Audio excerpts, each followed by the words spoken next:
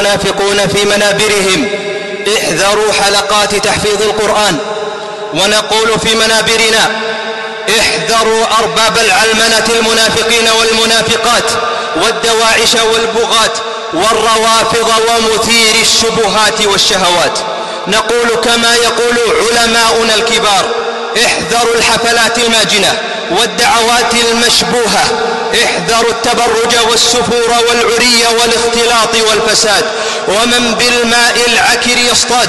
احذروا الحفلات الغنائية الكوميدية والسينمائية، وإن زعموا أنها ترفيهية فما هي إلا مشاريع تغريبية بخطوات مدروسة تدريجية وضوابط تغريبية لا ضوابط شرعية.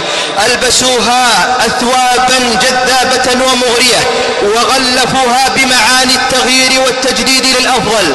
ترفيه ليس لهم عندهم بدائل غير المجون والغناء والرقص والاختلاط، ما هو إلا عار وخزي ونذير شؤم على البلاد حينما يقدم الشواذ كقدوة للشباب.